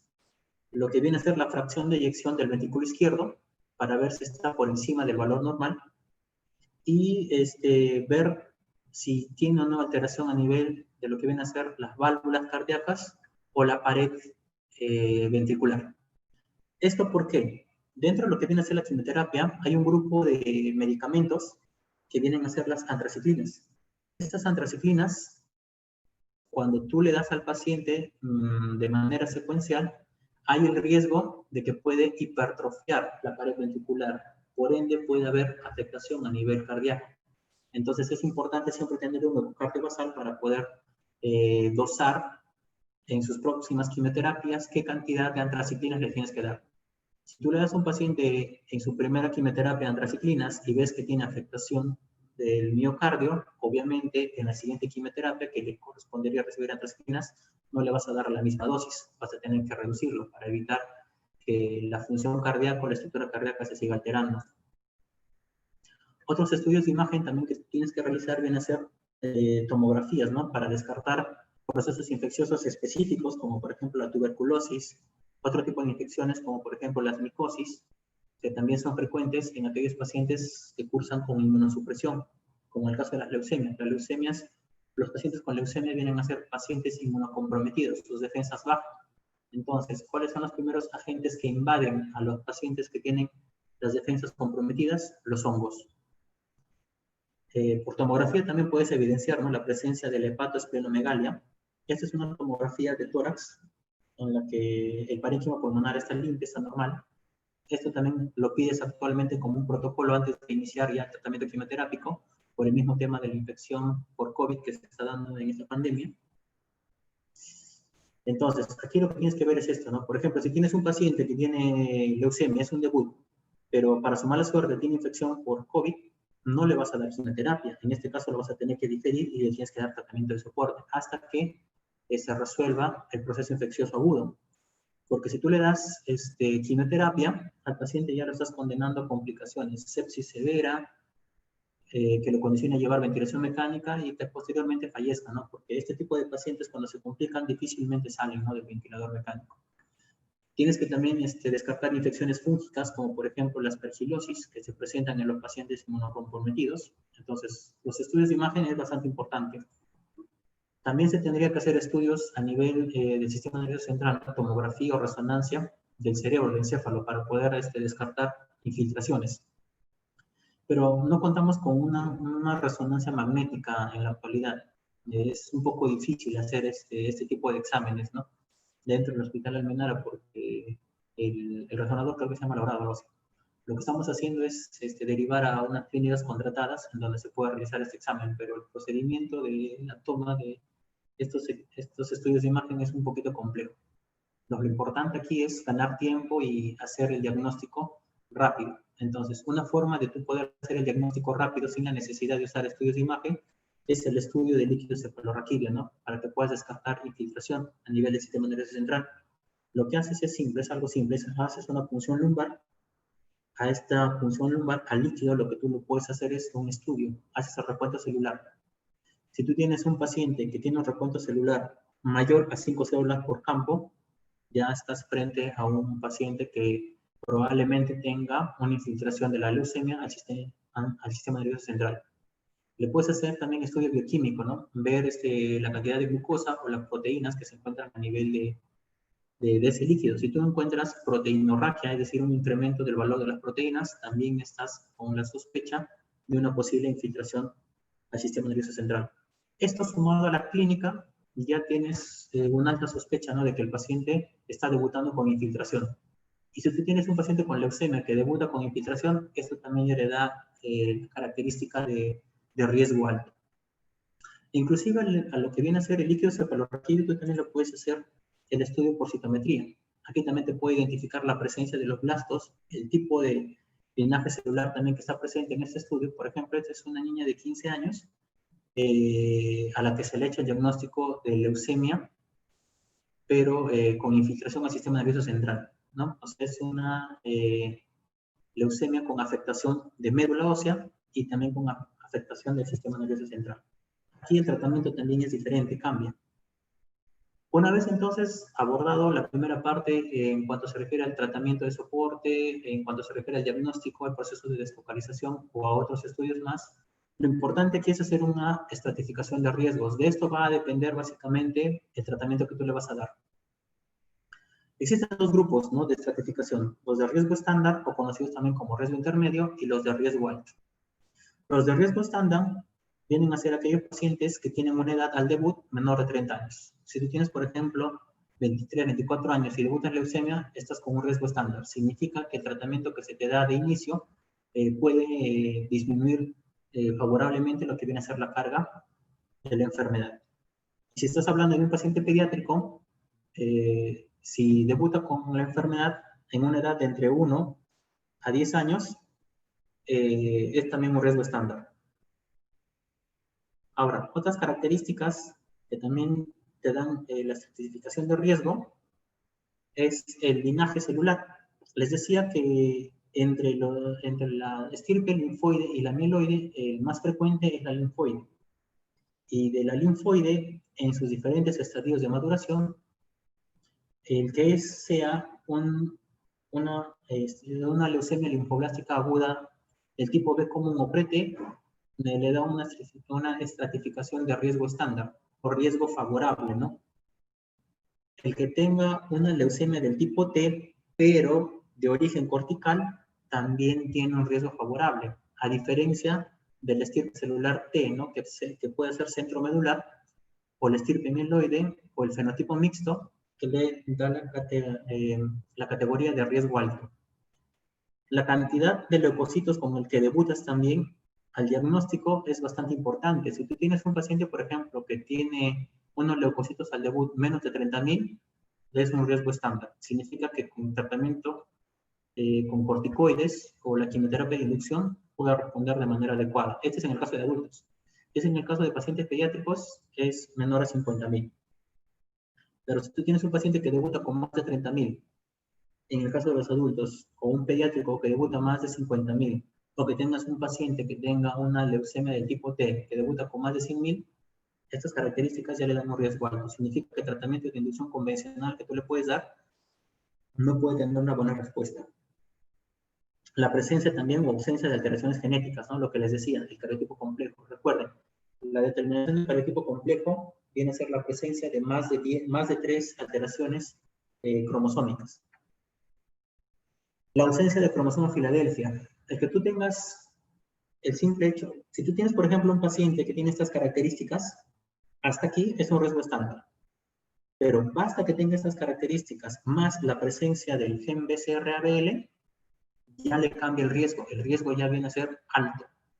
El simple hecho de que tenga la presencia de cromosoma Filadelfia ya le corresponde a un riesgo alto, ¿no? La respuesta prednisona. A todos los pacientes que tienen leucemias linfáticas agudas, se les da una fase de preinducción con corticoide, que es la prednisona. La prednisona tiene la capacidad de poder reducir la carga tumoral en gran porcentaje. Si tú, por ejemplo, tienes a un paciente que tiene, qué sé yo, más del 30% de blastos en sangre periférica, tú le das corticoides por un periodo de 7 días y la carga tumoral te baja a menos de 1000 blastos en sangre periférica, puedes decir que el paciente tiene respuesta a la prednisona positiva. Quiere decir que el tratamiento que le vas a dar a posteriori va a ser favorable. Pero si tú ves que no tiene respuesta favorable a esto, podrías decir más o menos, ¿no?, que la quimioterapia que le vas a dar no podría ser tan beneficiosa. Entonces, la quimioterapia que tú le vas a dar básicamente es una quimioterapia citotóxica. Lo que les explicaba, lo que te va a producir es la destrucción de las células leucémicas. Pero esta quimioterapia tiene un defecto, que es no selectiva. Así como te destruye las células malas, las células leucémicas, también te destruye células normales, células, por ejemplo, que tienen capacidad regenerativa, como es el caso de las células epiteliales que se encuentran en las mucosas, como por ejemplo las células sanguíneas, ¿no?, es decir, las plaquetas, los glóbulos rojos. Es por eso que cuando tú das quimioterapia a un paciente, cae la hemoglobina, caen las plaquetas, caen los neutrófilos. Es por eso que cuando tú das quimioterapia también tienes que asegurar un buen soporte transfusional. Tienes que estar transfundiendo al paciente a cada momento para que tú puedas garantizar que pueda recibir y completar la quimioterapia que se le está proponiendo, ¿no? Y lo que les decía, es bastante importante, es de suma importancia hacer una buena categorización del riesgo, ya que si, por ejemplo, como les decía, tienes a un paciente que debuta con menos de 30 años, ya tiene una leucemia del tipo B, B común, ya riesgo estándar. Por ahí de repente no le has hecho lo que es el estudio del panel molecular y le has dado tratamiento. Y era un cromosoma Filadelfia. Y ya si ya le has empezado tratamiento y no le has hecho un buen riesgo, un estadiaje para riesgo, estratificar riesgos, este paciente no te va a responder al tratamiento. Entonces, esto es importante, este es el pilar para lo que viene a ser el tratamiento que va a recibir los pacientes. Ahora, cuando tú das tratamiento quimioterápico, también tienes que valorar la toxicidad y los antecedentes cardíacos, lo que les decía, ¿no? Si tienes un paciente, por ejemplo, que tiene enfermedad, que es hipertenso, es cardiópata, tiene una fracción de eyección menor del 30%, tú le das antraciclinas, al paciente lo puedes matar, ¿no? Sí, literal. Entonces, en este caso, a los pacientes lo que haces es, de acuerdo al porcentaje de la fracción de eyección, le disminuyes la cantidad de dosis que le vas a dar de antraciclinas. El tratamiento quimioterápico también te destruye los neutrófilos, nuestras células de defensa. Esto también te pone a que el paciente pueda tener riesgo de infecciones severas, ¿no? Debido a las neutropenias profundas que puede conllevar a la muerte por septicemia o por sepsis importantes. Y otro dato importante también, y otro pilar importante para el tratamiento quimioterápico es el soporte transfusional. Recuerden, las quimioterapias no solo te destruyen las células leucémicas, sino también las células buenas. Te destruyen los glóbulos rojos, te destruyen las plaquetas, y es por eso que tú tienes que asegurarte que el paciente tenga una adecuada soporte transfusional, es decir, que el paciente tenga sus donantes de plaquetas, porque a veces, a pesar de que la institución es una institución de nivel 3 o nivel 4, el banco de sangre no te puede garantizar un buen aporte transfusional a todos los pacientes que tienen neoplasias. Recordar que aquí los pacientes que tienen neoplasia son bastantes, ¿no? Y asegurar para todos la transfusión por parte solo del banco de sangre es bastante difícil, y es por eso que la familia tiene que ser involucrada y tiene que asegurarnos que el paciente tenga donantes de plaquetas, donantes de paquete globular, entre otras cosas más. Entonces, el tratamiento quimioterápico es prolongado, es por un periodo más o menos de 6 años, ¿no? En los pacientes que tienen leucemia. Este tratamiento quimioterápico se divide en 3 fases, en 3 etapas. Un periodo de inducción, un periodo de consolidación, un periodo de mantenimiento. El periodo de inducción es la fase más importante de todo tratamiento quimioterápico, ya que si con esta quimioterapia que va a recibir, la enfermedad se reduce a un porcentaje mínimo aceptable, puedes tú más o menos decir que este paciente va a responder de manera adecuada solo a quimioterapia. Ya que de primera intención a todos los pacientes lo que se recomienda con intención curativa de la leucemia es el trasplante de progenitores hematopoyéticos, ¿no? De médula ósea. Ese trasplante no es muy accesible para todos los pacientes. Y los que tienen riesgo alto deberían ir a trasplante con la primera remisión nada más de la enfermedad. Entonces, cuando tú das tratamiento de inducción, básicamente este tratamiento te dura un promedio de 2 meses. La primera inducción la recibes de manera intrahospitalaria. Entre los medicamentos que recibes es la prednisona, el corticoide, lo que les mencionaba, en el caso de las leucemias linfocíticas o linfoblásticas, otro tipo de tratamientos como por ejemplo la vincristina, antraciclinas como la daunorubicina y la asparaginasa.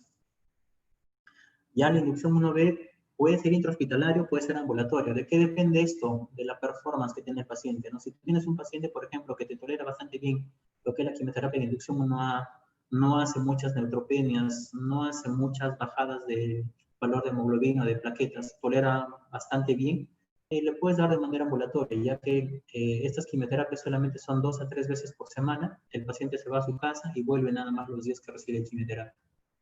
Una vez que ya has inducido con quimioterapia al paciente, consolida la respuesta. Si hasta aquí tú tienes una respuesta negativa a la enfermedad, es decir, haces que la enfermedad baje a 0, por decirlo así, lo consolidas con lo que llamamos nosotros los bloques. Recibes un promedio de 4 bloques. Cada bloque más o menos te dura un tiempo de 26 a 30 días.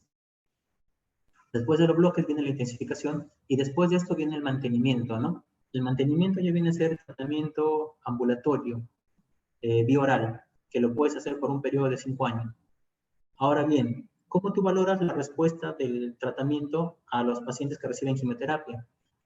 Entre cada quimioterapia que tú le das, siempre tienes que hacer un estudio de médula para valorar o no la presencia de los blastos.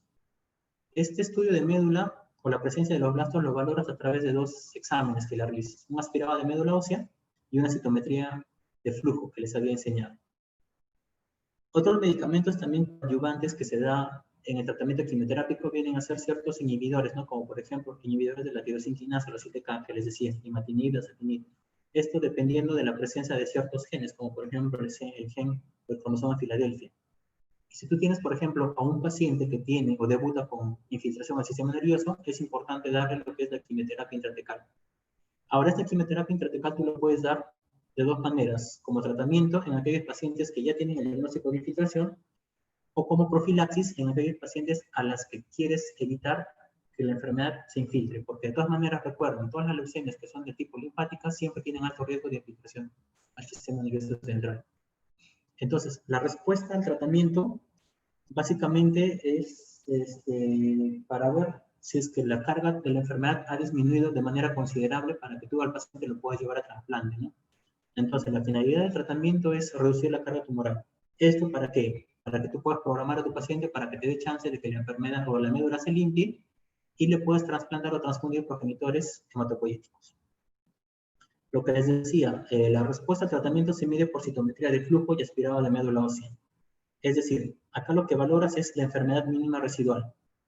La enfermedad mínima residual básicamente viene a ser un recuento de células o poblaciones aberrantes que tienen que estar en un porcentaje bastante bajo. Si tienes, por ejemplo, una leucemia linfoblástica aguda, la enfermedad mínima residual viene a ser la presencia de blastos aberrantes, pero en un porcentaje menor a 0.01%. Si es que estás hablando de una leucemia mieloide aguda, el porcentaje de la población aberrante en la citometría de flujo tiene que ser menor al 0.1%. Sumado a esto, también tienes que ver la respuesta morfológica a través del estudio de la aspirada de médula ósea. Cuando tú dices que ha tenido una buena respuesta al tratamiento, cuando el recuento de blastos es menor al 5%. Recuerden, en la médula ósea normal en una persona sana, que tú encuentres blastos está bien, pero la cantidad o el porcentaje de blastos que tú tienes que encontrar es menos del 5%. Si tú encuentras una médula ósea a un paciente que ha recibido quimioterapia en menos del 5% de blastos, significa que ha tenido muy buena respuesta. Pero ¿qué pasa si tú, por ejemplo, a un paciente le encuentras presencia de blastos entre el 5 al 20%? A eso se considera como una respuesta parcial. Y si tú encuentras la presencia de blastos en más del 20%, significa que el tratamiento que le has dado no ha sido útil. Tienes que replantear. En este caso, le tienes que dar otros esquemas de rescate, quimioterapias de altas dosis. Esas quimioterapias de altas dosis son bastante agresivas, bastante aplaciantes, conllevan a más complicaciones. Básicamente las complicaciones son de tipo infeccioso. Entonces, la finalidad del tratamiento inicial quimioterápico es esto, ¿no? El trasplante de progenitores hematopoyéticos. ¿En qué consiste? En la transfusión de células progenitoras hematopoyéticas de un donante que se le transfunde a un paciente que tenga la enfermedad, que tenga leucemia. Pero ojo, tiene que estar con mínima residual, es decir, presencia de menos del 5% de blastos en médula ósea y una enfermedad mínima residual de 0.01% si es linfática o 0.1% si es de estirpe mieloide. El trasplante de progenitores hematopoyéticos es la única terapia que tiene intención curativa en aquellos pacientes que tienen leucemia.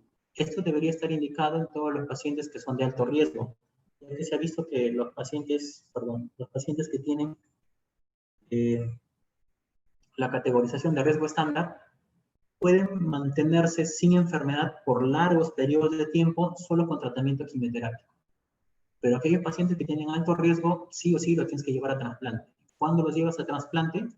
Cuando después de la quimioterapia encuentras lo que es enfermedad mínima residual. Si tú, por ejemplo, le das inducción, después de la inducción 1A, ves que tiene enfermedad mínima residual, aquí es donde se debe trasplantar. Pero ¿qué pasa? Que por problemas administrativos, por problemas de que en el Almenar no se está haciendo actualmente lo que son trasplantes, solo se hace en el INEM o a nivel de salud se está haciendo ya en el Rebagliati, que tú lo refieras al paciente y el paciente hasta que consiga su cita, consiga su cupo para evaluación, ya la enfermedad nuevamente ha vuelto, ya la enfermedad nuevamente ha recaído. Entonces, para evitar eso, lo que sigues haciendo es darle más quimioterapia hasta que le des la chance a que el paciente vaya al trasplante.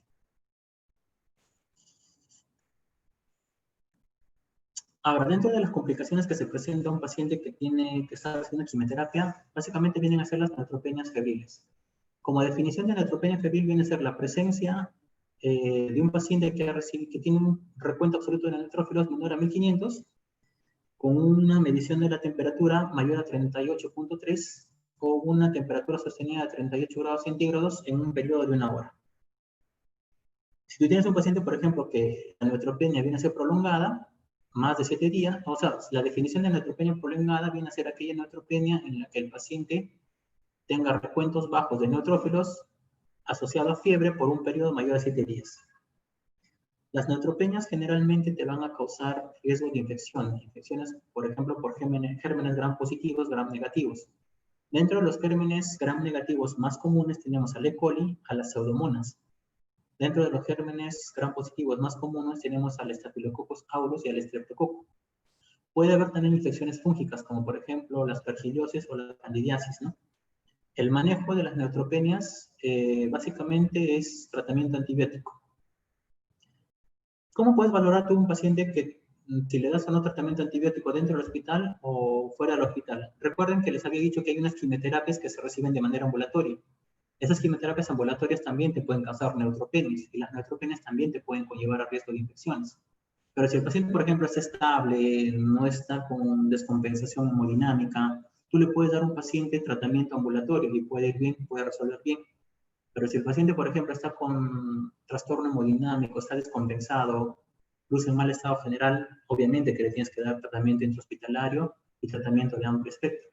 Para que tú puedas valorar a qué pacientes le das o no le das tratamiento ambulatorio, existe un score, que es el score más, que a través de la puntuación de estos criterios, si tú ves que un paciente tiene mayor a 21 puntos, significa que tiene bajo riesgo de complicaciones.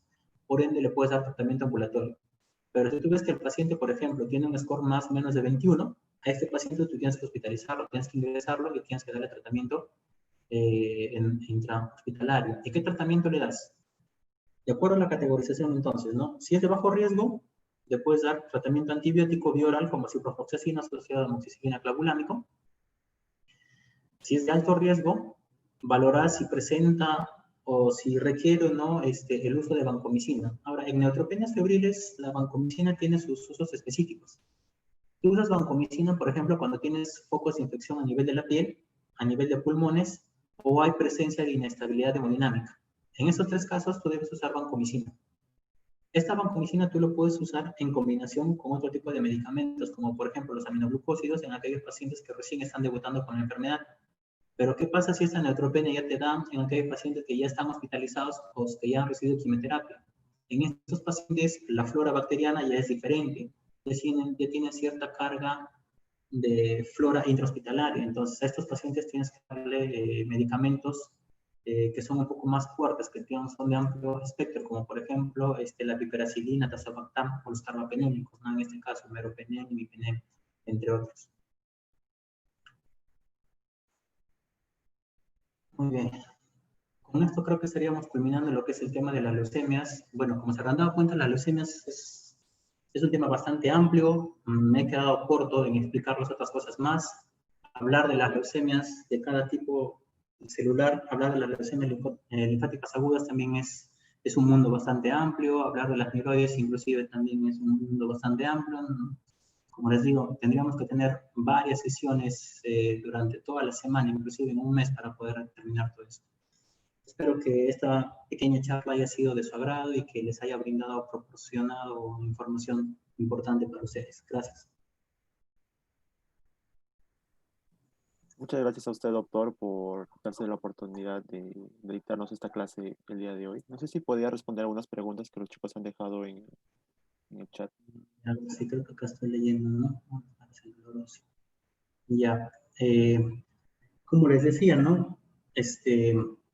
El dolor óseo es un síntoma más característico de los pacientes que son niños, los pacientes adolescentes.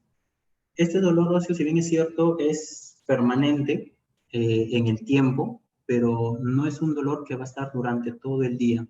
tú al paciente, por ejemplo, le das algún analgésico, ya sea paracetamol o ibuprofeno, el dolor le va a calmar.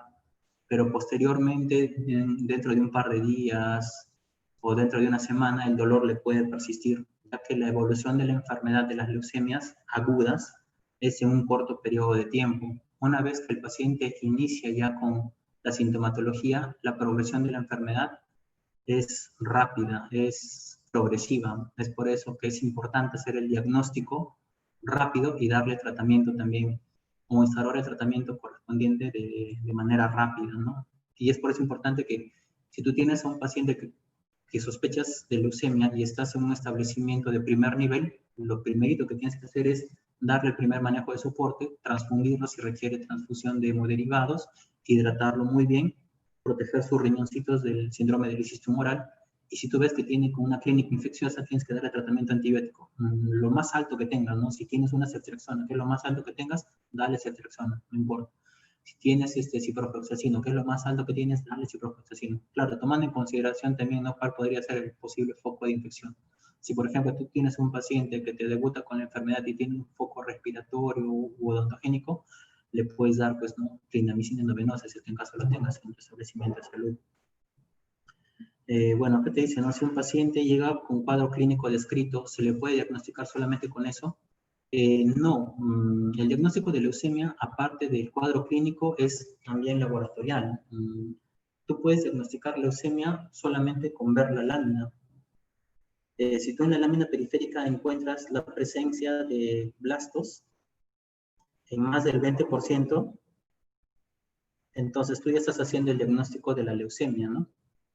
No tienes que hacerlo todos los exámenes de inicio, es decir, no le tienes que pedir ecocardiografía, no le tienes que pedir citometría de flujo ni panel molecular. Tú, para que ya hagas el diagnóstico de leucemia, basta con la clínica y con tu lámina. Y yo sé que un hemograma, una lámina periférica, tú lo puedes encontrar en un establecimiento desde un 1.3 para arriba, ¿no? Entonces, desde ese punto ya le puedes hacer una leucemia, no puedes hacer el diagnóstico de leucemia, ¿no? Pero ¿qué pasa si tú, por ejemplo, estás en tu serum? Tienes un paciente que tiene los síntomas sugestivos de leucemia, no tienes estudios básicos que le puedas realizar. Entonces, lo que tienes que hacer es referirlo, ¿no? Referirlo a un establecimiento de mayor complejidad en donde sí le pueden hacer estudios iniciales, ¿no? Con que tú le hagas un hemograma es suficiente. En el hemograma vas a ver, pues, ¿no?, cómo están los leucocitos, cómo están las plaquetas, cómo está el valor de la hemoglobina, y eso más o menos ya te va a indicar a ti, ¿no?, la sospecha de leucemia que tienes. Ya no tienes un microscopio, no puedes hacer un extendido. Fácil, con el diferencial. Si tú en el diferencial ves que los neutrófilos han bajado y que los linfocitos se han incrementado, tienes alta sospecha de leucemia por la clínica.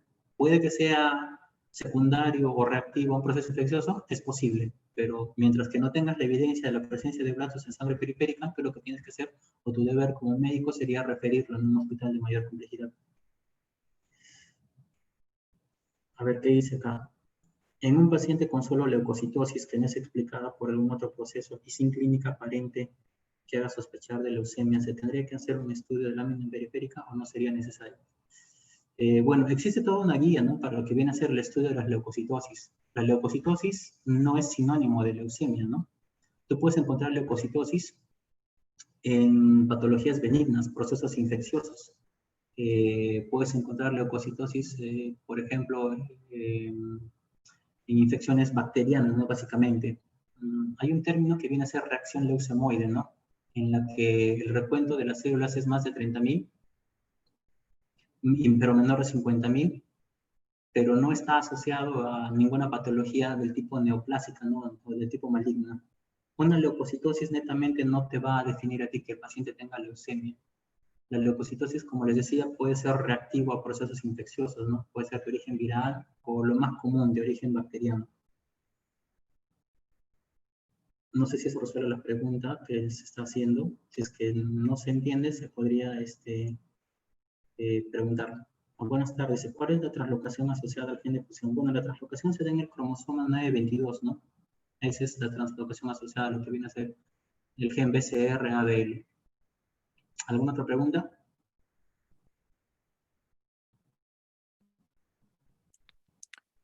Doctor, hay una pregunta que me llegaron al privado. Nos dice, la leucemia aguda es cuando tenemos blastos mayores al 20% presentes en SP.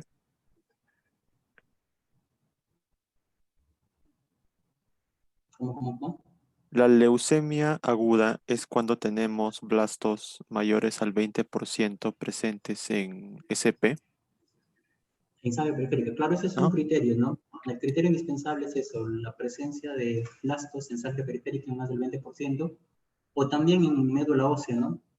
Por ejemplo, se han dado casos en los que no puedes hacer una aspirada de médula, entonces es suficiente con que tengas la presencia de esos blastos en sangre periférica en esa cantidad para que tú puedas hacer el diagnóstico de leucemia. Ok, una pregunta más. Dice, ¿cuáles son los órganos santuario de la infiltración de la leucemia linfocítica aguda? Ya, bueno, las leucemias, las linfocíticas básicamente son las que más infiltran el sistema nervioso central y las gónadas en el caso de los varones.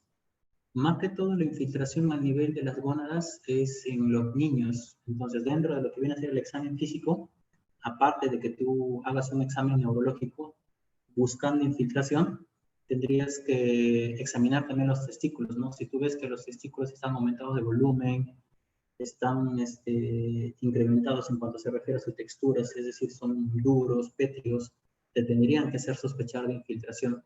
En ese caso tendrías que hacer resonancia, estudios de imagen para poder descartar infiltración en esos lugares, ¿no? Como por ejemplo el sistema nervioso. O una punción lumbar, que también lo puedes usar. Si tú tienes experticia, ¿no? Si te has entrenado en el internado en hacer punciones lumbares, lo puedes hacer dependiendo también de las herramientas diagnósticas que tengas, ¿no? No vas a hacer una punción lumbar pues, en un establecimiento no 3 si sabes que no le puedes hacer un estudio de LCA.